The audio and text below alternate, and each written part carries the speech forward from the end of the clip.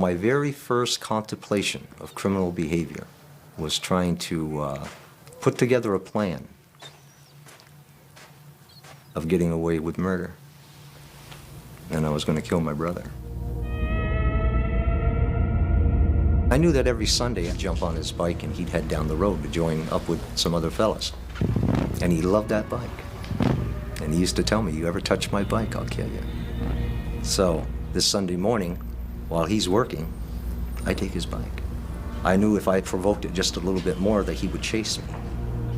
So I gave him a couple of kicks and took off on a dead run for a tree that was right beside my grandfather's barn. And it went up onto the roof. And on the opposite side of the barn, there were cutter rakes. And sure enough, he chased me up there, and as he topped the edge of that roof, I kicked him off it. And he fell onto those rakes. Some court people came and got me.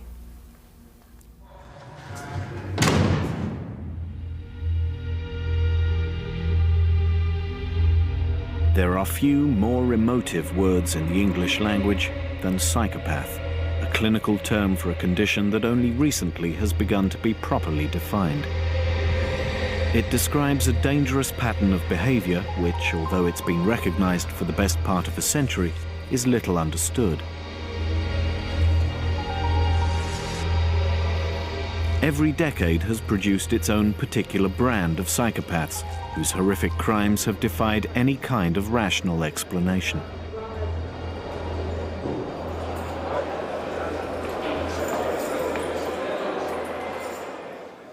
Recent research into psychopathy in Britain and America is encouraging scientists to believe that they're close to discovering the root cause of the condition. Now we can literally look inside the mind of a murderer. We can look inside the brains of psychopaths and begin to see things that nobody else has ever seen before. What the scientists are discovering suggests that psychopaths are born, not made, that their condition is the result of a specific malfunction of the brain. The complexity of psychopathy has made it difficult to treat, but now that could all change. I think the general public would characterize a psychopath as somebody who does really nasty things. And in fact, the public view of the psychopath is that he or she, primarily he, is a serial killer. The general public is not wrong in that respect, but what has happened is that they have ignored the fact that there are tens of thousands of other people out there who are psychopaths but are not serial killers. Psychopaths simply do not experience emotions in the same way that we do. They don't experience empathy in the way that we do. They don't experience love in the way that we do. And because of this, they are more likely to stick a knife in someone to get what they want because they just don't care about the other person. I stabbed my first man. I stabbed him. He lived. But it sent out a clear word to the rest of them that you don't want to be messing with this kid. He'll stick you. Psychopaths can sing the lyrics, but they don't respond to the melody of normal human interactions and emotions. There is something missing. He has no compunctions. He kisses or kills without a thought.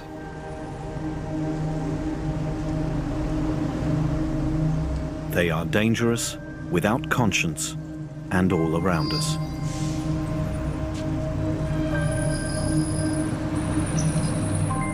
In Britain, it is estimated that 1 in every 200 of the population is psychopathic. And by far the vast majority are neither criminal nor in prison. But the kind of harm that psychopaths can cause at home and in the workplace is deeply damaging and costly in every sense.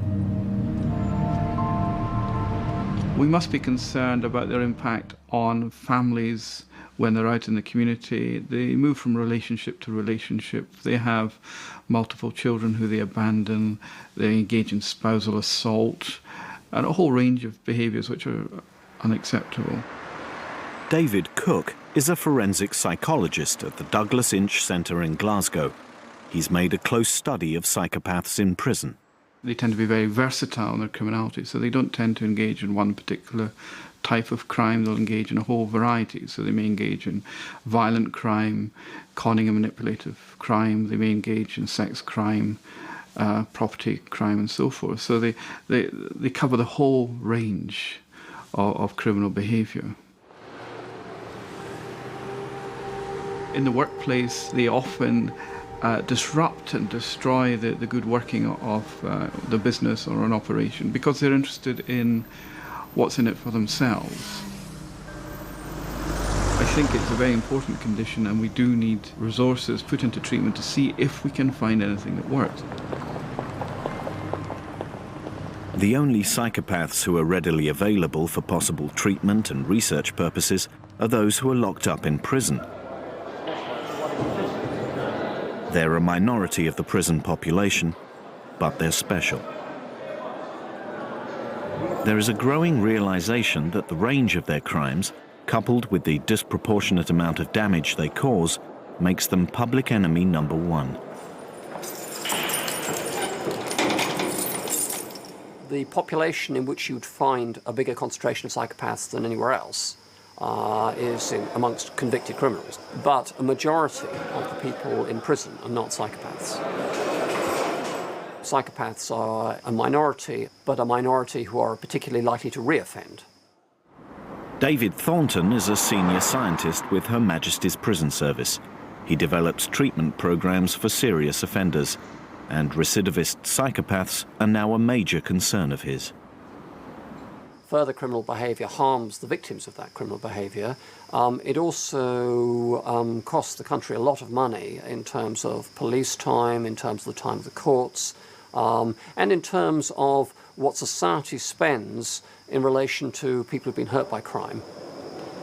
You only have to change reoffence rates by quite a small amount, and you actually save quite a lot of money if you're thinking of it in purely economic terms. Before you can tackle the high cost of psychopathic crime, first you must reliably identify who are the psychopaths. Recently, this has become easier. The major breakthrough, I think, has been the development of the psychopathy checklist by Robert Hare and his colleagues.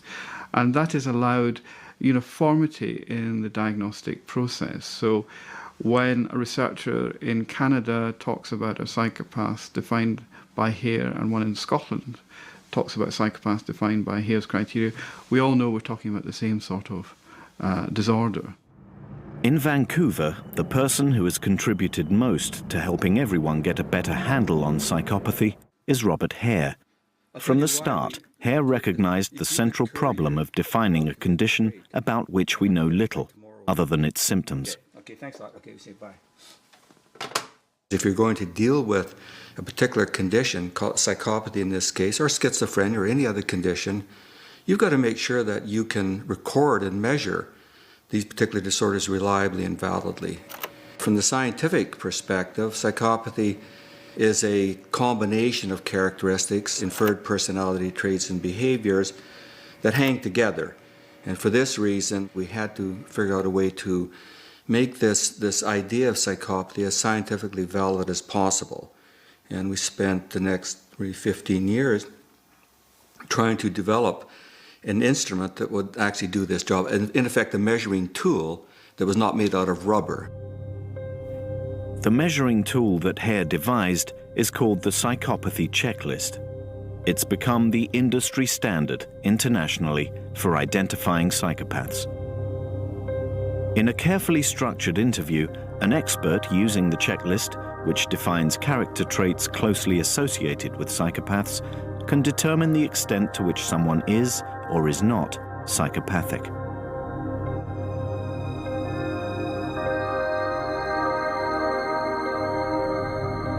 Many of these characteristics are not uncommon, but points are awarded out of 40, and a score of 26 or higher is required to identify the true psychopath.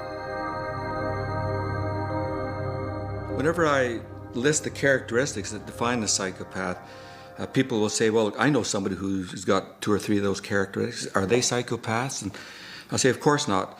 What you've got to do is have a cluster, a combination of characteristics that hangs together. In the present climate of the United States, prison therapy programs are no longer fashionable. But Vermont State Penitentiary is an exception. Behind its high security fences, in a special unit, they have some of the most difficult criminals in the country, including psychopaths. This particular unit represents the uncontrollable, the undesirables, the ones that refuse to program, is what they refer to as the most disruptive.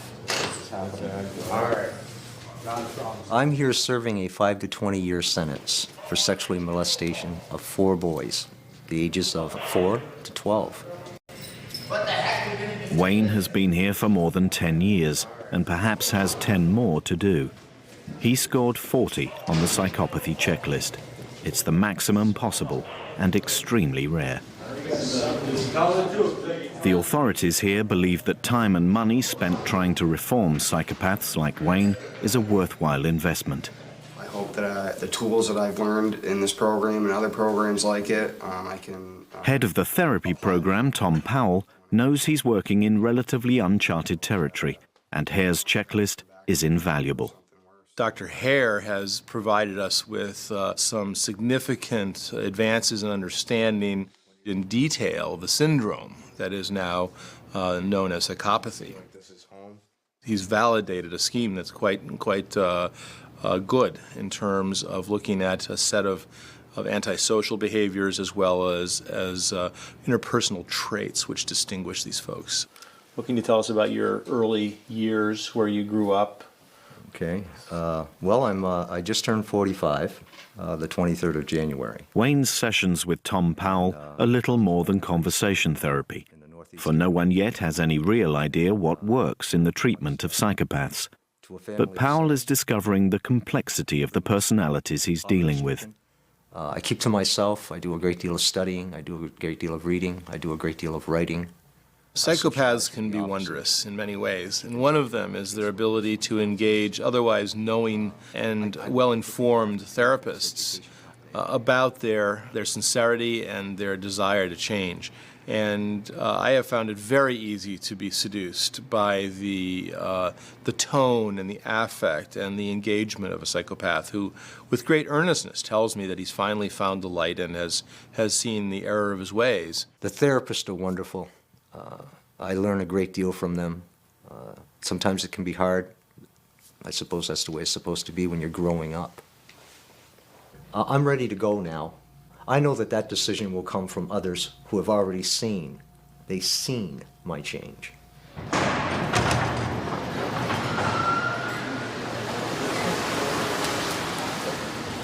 Carl is another serious psychopath in the Vermont program, a 36 on the checklist.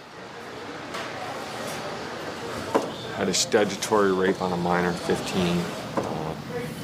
I was arrested for an aggravated sexual assault on a female child.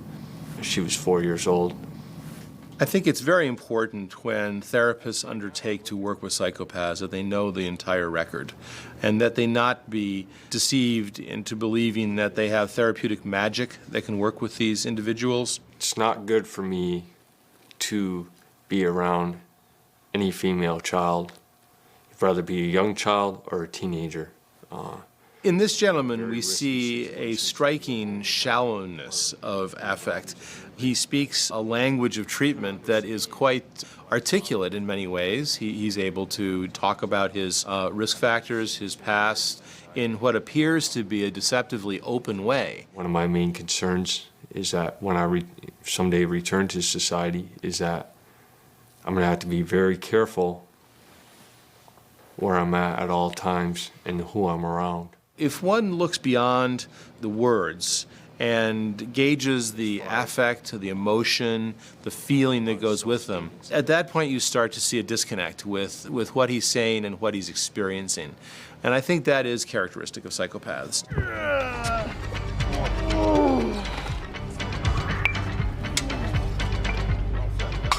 Critics and commentators in the past have said that to study 1% of the general population seems to be a waste of time.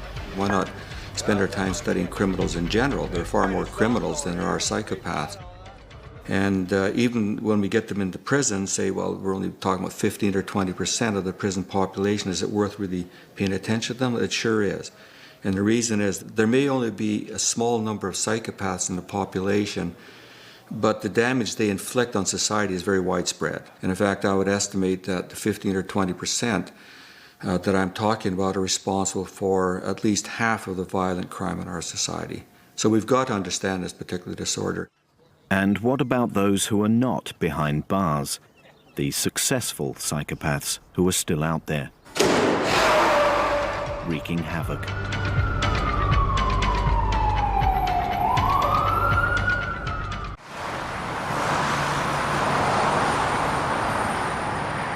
In America, it's estimated that 1 in 100 of the population is psychopathic. But psychopaths make up 20% of the prison population.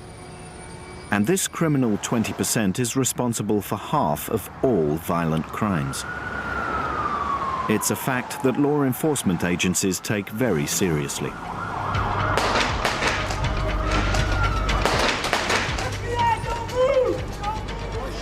Officers in the line of fire are now given special training in dealing with psychopaths. Don't shoot! We deal with primarily the most violent of violent crimes, the most horrendous of all the crimes in the world. One gun on the ground. In this kind of work, perhaps most of the offenders that I see are primarily psychopaths. And for me, the importance of people in law enforcement, whether it be in parole or corrections, in a state agency or in a federal agency, to be able to understand these people is really critical. Now, perhaps a patrol officer won't encounter a psychopath every day, but when they do, it may be in that one terribly important case or in that one very violent crime, and if they miss it, the crime can go unsolved, the body can go unlocated, the victim can go for long periods of time without being found. So these people, when they do act out violently, can cause just an enormous amount of trouble and problems and heartache. The nature of some of their offenses can be so unbelievable that to normal people, we have to have an explanation for that. And one of the most common explanations is they have to be crazy. But the psychopaths are not crazy. They know right from wrong, and if you're standing on a street corner and they're next to a uniformed police officer and they wanted to commit a robbery, they would know not to do it as long as the police officer's there.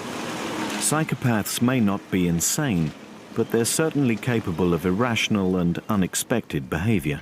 In 1995 in Los Angeles, where the bizarre is always several sizes larger than life, an extraordinary incident shocked the city and challenged the police. As we were on the San Diego freeway heading towards the off-ramp that became famous as to where he exited on Sunset Boulevard, there was literally hundreds of people standing on the freeways and the overpasses waiting for him to come by.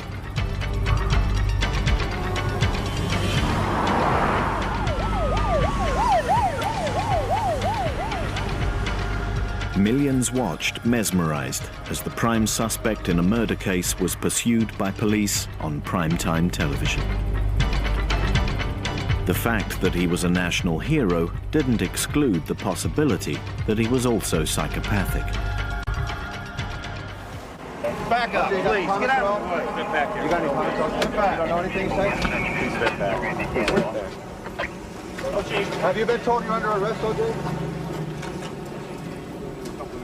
O.J. Simpson certainly has some of the features of psychopathy. He is glib, he's superficially charming, he has a grandiose sense of worth, he's impulsive, he's certainly committed spouse abuse, he's committed antisocial acts. Like a psychopath, he had the history of being a juvenile delinquent early on in his life.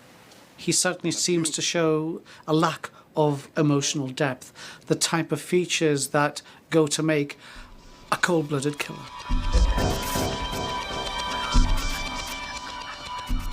Our task was the same, no matter if it was O.J. Simpson, a gang member, a husband who's had a fight with his wife. Our task is the same, to resolve the situation peacefully and talk him into our custody.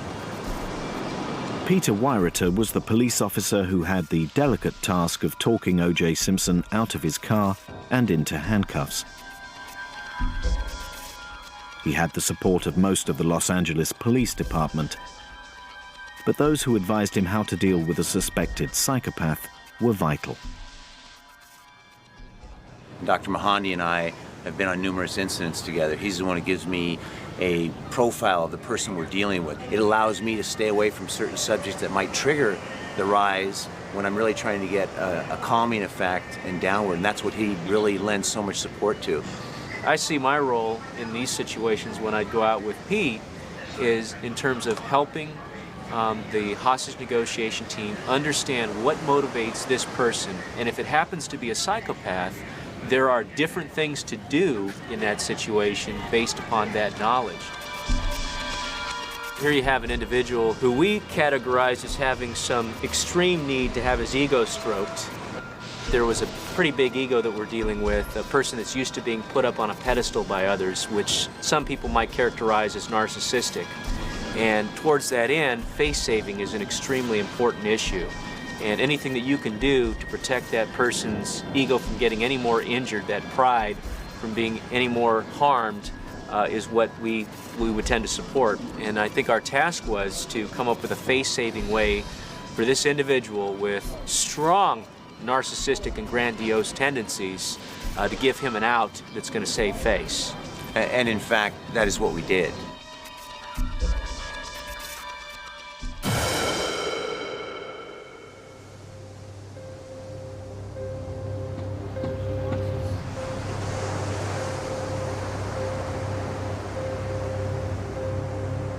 There are many psychopaths in society that actually we know virtually nothing about.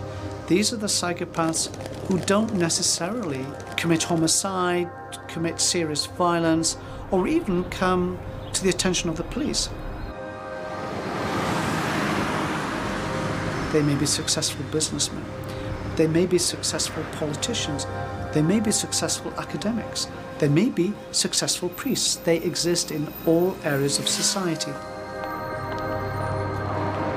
There is a growing awareness that psychopathic behavior is around us in all walks of life. There are telltale signs in road rage incidents and in the violence that surrounds sport. But it's in the cut and thrust of the business world, an arena where traditionally ruthlessness verges on a virtue, that it's becoming increasingly worrying.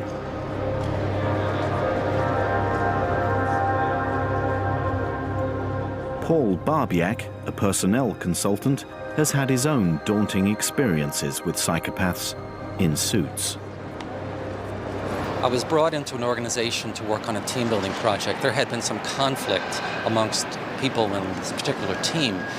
And as I interviewed them, half of them identified one person as the source of the conflict. But the other half of the group thought this person walked on water, was absolute dream, and even future leader of the company. As I interviewed him, I found that I personally liked him very much. However, over time, he began to do things that were very bizarre.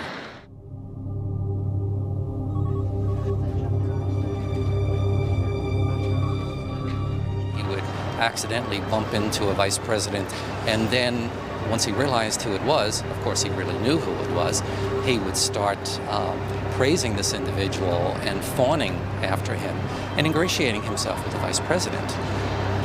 Others would see him with the VP and think that he had some sort of influence, which he really didn't have. Then he would take this perception in their mind and pretend that he did have secret information about what was going on in the organization.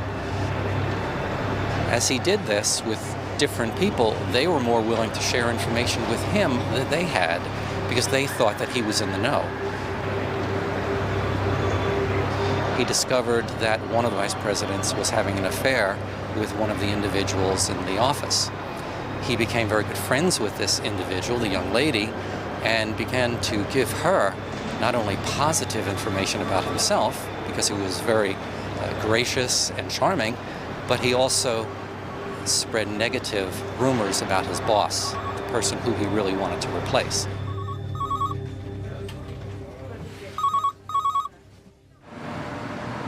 I called Bob Hare. He sent me a copy of the psychopathy checklist. I was shocked by the results. This person came out with a 30 out of 40. I called Bob back, and he said to me that, yes, in fact, I had been dealing with a psychopath. He referred to this person as a subcriminal psychopath. I now refer to them as industrial psychopaths. The notion of industrial psychopaths rising through the ranks to become captains of industry could mean that the character traits are a positive business asset. If we take the Robert Maxwell example, it may be that he was able, through his energy and drive and lack of concern for other people, to develop a business effectively. But the damage he did to people along the way was quite considerable, very considerable. I find it hard to think of any clear examples where people have positively contributed because of their psychopathic traits. Recognizing psychopaths early on may limit the damage they can cause, but their natural ability to be both manipulative and beguiling makes it difficult. One of the things that the medical students with whom I've worked have noted is that they're shocked at how normal psychopaths look and how engaging they are. I do not know one clinician who hasn't at one time been taken by a psychopath. It happens to the best of people. I knew that I had to get in touch with some deeper level of interconnection so that I could identify with humanity. We're all born with a conscience. We learn not to touch the stove because it's hot. Until we touch the stove and get burned, then and only then we don't touch the stove again. Compassion and empathy is a learned process. It starts off at a very early age. They are very gifted at being able to convince you, I'm harmless, I did not do it, there's absolutely no way I'm responsible for this crime. These are very good actors. They can read an audience or an individual as well as anyone that I've ever seen. While they appear to be speaking about themselves, they're constantly monitoring the facial expressions, the responses, and they will then tailor what they say to see if they can get the kind of response that they want. My idol is John Lennon, and of course on the other side of the tracks we have Willie Nelson. He represents freedom in different ways. Love, peace, harmony, togetherness, connection with the polar bears, and freedom in general. Culturally, we find some difference between the United Kingdom and North America. Our psychopaths tend to be less overt in their glibness, their superficial charm, and so forth. These things are not so obvious as they are in the North American prisoners, for example. We've done studies where Canadian prisoners and Scottish prisoners have been rated by Canadian and Scottish raters, and we can show that the Canadian prisoners are more extrovert, more glib, more superficial, more charming than our Scottish prisoners, who tend to be a bit dour, as we would say. And of course the feathers represent freedom, and the leaf represents changing of the times. And there's some little thing that I stuck together, and my philosophy is it's our life and we have a right to cry if we want to.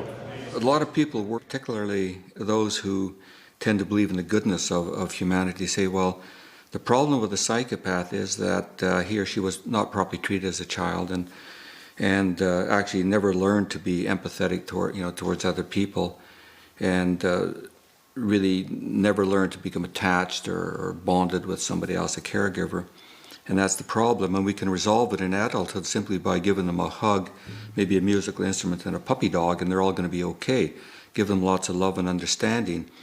With a psychopath, I would argue that emotion is like being colorblind for them, and nothing we can do is actually going to instill a sense of empathy. This is really a waste of time. I think that biologically, or neurobiologically, the mechanisms that should impart affect or emotion to one's cognitions and thoughts and attitudes are not working properly in psychopaths. But are psychopaths born or shaped by their environment? Is it nature or nurture that has so distorted their emotional makeup? There are some individuals who come from fantastic home backgrounds, dedicated parents, all the advantages in the world, and yet they grow up to become these psychopathic, violent monsters later in life. And you ask the question, how the heck did they get there?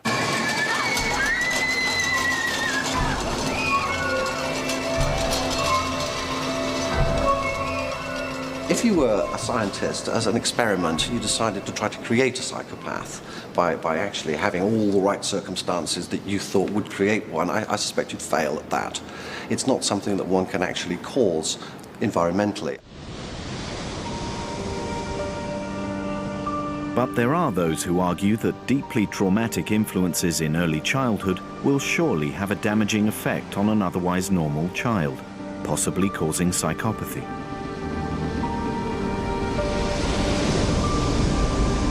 People are going to say if you've been abused as a child, if you've been deprived as a child, if your environment's been so shocking, then inevitably that's going to have consequences in the way that you impact on your environment and on other people. But it's just not enough. It's an inadequate answer. If you look at areas of deprivation in the world, if you look at third world countries, you look at children who've got nothing, who've been abused, they don't turn automatically into psychopaths.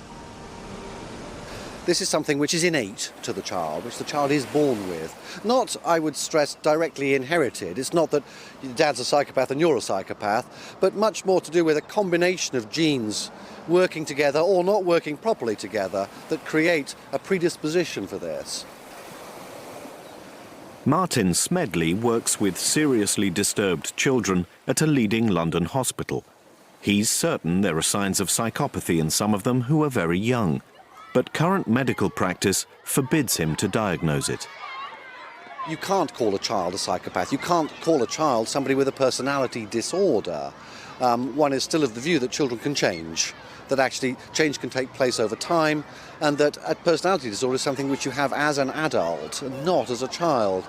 I think there are also sort of ethical considerations for taking a small child and saying, well, this person's a psychopath. It has a certain sense of inevitability about it, of incurableness about it, and one doesn't want to look at children in that way. I think one needs to intervene as early as possible if there's any suspicion that this child is likely to develop a personality disorder, is likely to become psychopathic, or is showing signs of psychopathy. One needs to be able to identify what those signs are and intervene. In Britain, medical ethics forbid the diagnosis of personality disorders in juveniles. Therefore, treating psychopathy at an early age, however advisable, is difficult. And anyway, remedial intervention, when the root cause of the condition is unknown, at best can only be guesswork. We're a complex mix of social, familial, genetic and biological processes, but we've almost entirely excluded biological processes from our understanding of crime, violence and psychopathy. I'm absolutely convinced by the research, by the science, that there is a biological basis to psychopathic violent behavior. A biological basis to the condition raises the question, can psychopaths fairly be held responsible for their actions? As scientists move closer to pinpointing the cause, it's a moral issue that society will have to confront.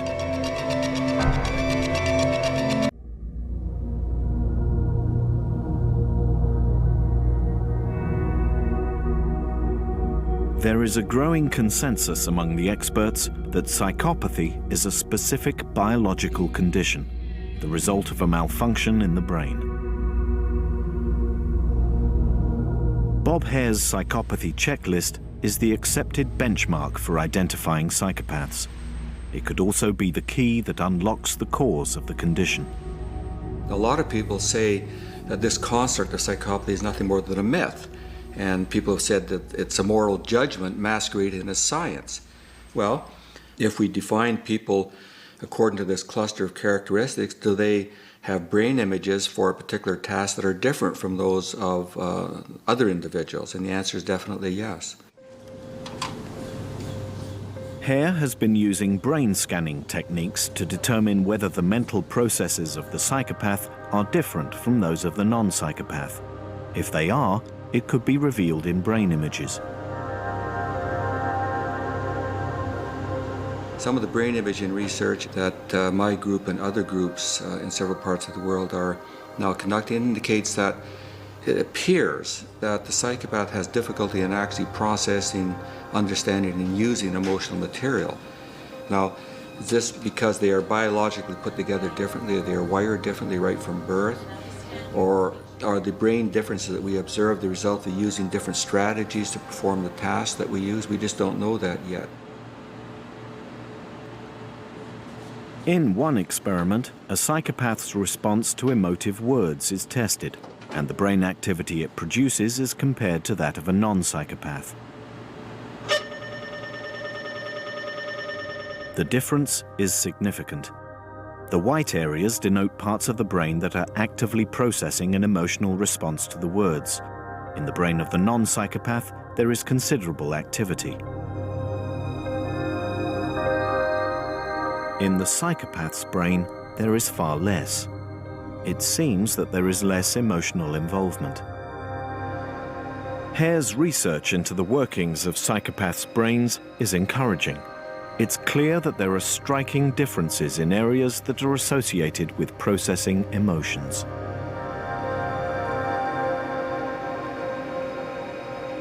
We're interested in what parts of the brain are activated when you're looking at something neutral in connotation, an ordinary picture of a person or an object, or looking at something that has intense emotional connotation, something that's very negative, very disturbing to most people. And our prediction, of course, is that the psychopaths will not show the same activation of the same brain regions that we would observe in normal people.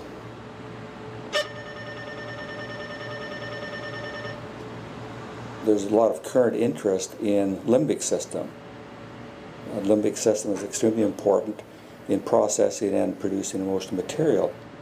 One part of the limbic system that plays an extremely important role in emotionality is amygdala.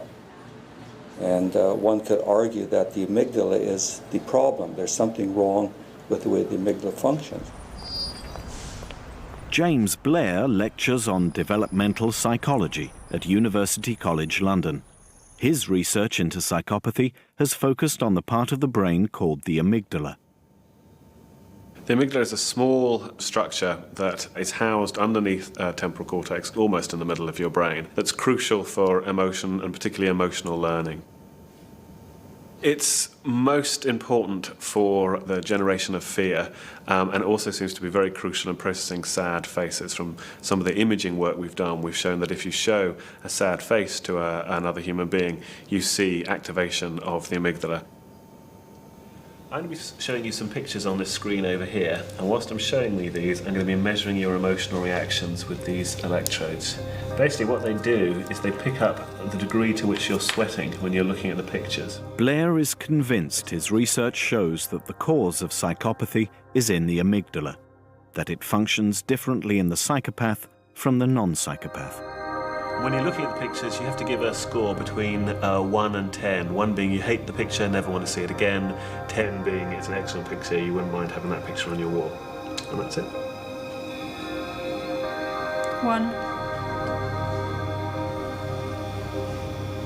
3, 5.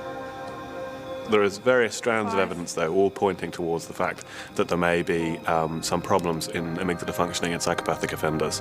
They perform very poorly on a range of tasks that directly assess how well your amygdala is functioning. It's definitely a biologically based condition in the sense that the amygdala is functioning poorly. The degree or where that impairment comes from, whether it's genetic or whether it's early trauma or whether it's some sort of social variables that are affecting the development of the amygdala, that's what we can't tell. But it's clear that it is there is pathology in the brain of these individuals.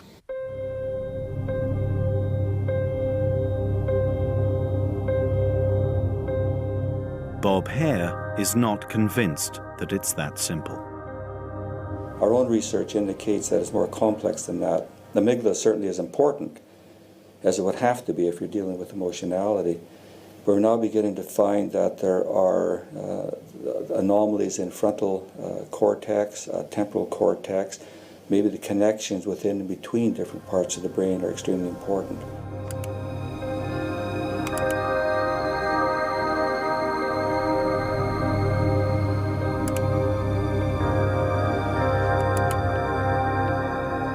There are those who believe the answer to psychopathy is in the brain, but not necessarily with the amygdala. At the University of Southern California, Adrian Rain is comparing how the prefrontal cortex functions in the brains of psychopaths with those of non-psychopath student volunteers. The prefrontal cortex is involved in regulating and controlling behavior. It's the part of the brain that says to us, hey, let's stop and think about this before we actually go through with things. If you like, it's the emergency brake. It's a restraining mechanism that psychopaths seem to be lacking. We're using the continuous performance task because this is the task that we use to challenge or activate the prefrontal cortex in our murderers. We were applying it to psychopathy in our community study here because, again, what we want to do is activate or challenge the prefrontal cortex in psychopaths. We suspect that the prefrontal cortex is dysfunctional or potentially damaged in psychopathic individuals. Adrian Rain and James Blair may both be on the right track, for there is an important relationship between the prefrontal and orbitofrontal cortex regions of the brain and the amygdala. In healthy brains, there's massive interconnections between the amygdala and orbitofrontal cortex. And one interesting possibility is what might be occurring is that because the amygdala is not working properly, it's beginning over time to have long-term consequences for how orbitofrontal cortex function.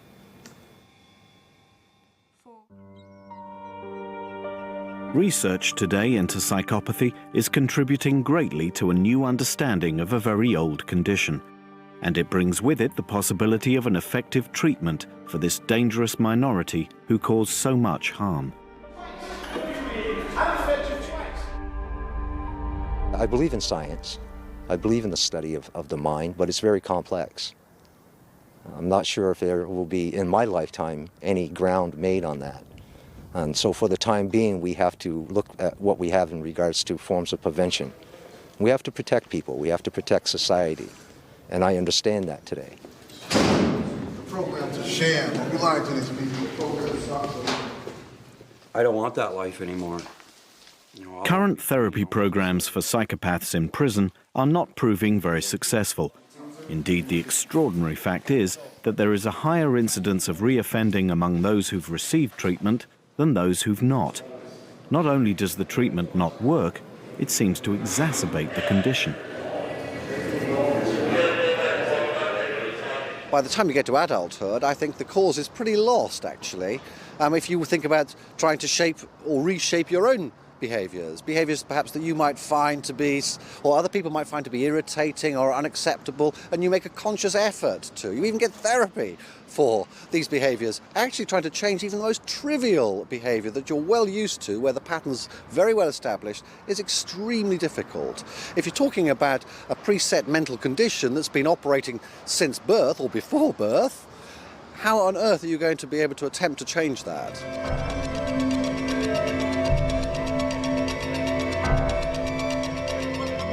Standard programs are ineffective because they're targeting the wrong thing. They're trying to target increase in one's capacity for feeling empathy towards somebody else, or they try to develop a flabby conscience into one that's fairly strong. Well, this is a waste of time. with a psychopath. Since we seem to be picking up this indications of poor amygdala functioning, what we can hypothesize is that any sort of pharmacological agent that may help boost the functioning of the amygdala may help these individuals and make them safer to be around. The fact that attentions are turning to new methods of treatment when the cause of psychopathy is yet to be firmly pinpointed suggests that its discovery may not be far away. When it happens, the question is whether we will be prepared to administer a treatment as radical as that which Adrian Raine predicts. We're not too far away in the future where what we'll be able to do is replace dysfunctional brain mechanisms with microchips. This sounds like science fiction, and clearly it's not here yet. But within the next 10 years, we will have the first microchip brain implant. And it raises an important moral and ethical question in society. Do we intervene with psychopathic offenders who we can't currently treat and change them completely, reshape them entirely, change their brains, make them a new person? Is it really right of society to go into the Holy of Holies, go into a person's brain, their essence, and change the neural wiring and structure of their brain? Now, I think there are two ways of looking at that. At one level, we can say no. We must not change the self. It's the one thing that's God-given. We mustn't interfere with that. Biological research, biological manipulations of people are out. We must not do that. We mustn't change the nature and essence of what is God-given. Another approach is to say, look, psychopaths are creating major problems in society, and we have to do something about that, no matter how radical it may be.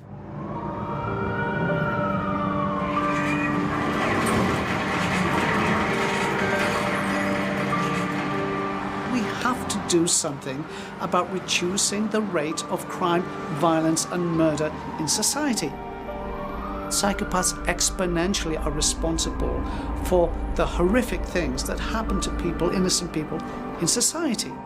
Systematically, treatment approaches have simply failed to alter psychopathic behavior, and we can't wait much longer. It's certainly true that until a concerted effort is made to eradicate psychopathy, one of the most dangerous forces of our times will continue to plague society. The solution must lie in effective treatment. If surgical intervention in the brain proves to be the best option, it will surely polarize public opinion. But it's a decision we cannot put off. The cost of evasion is far too high.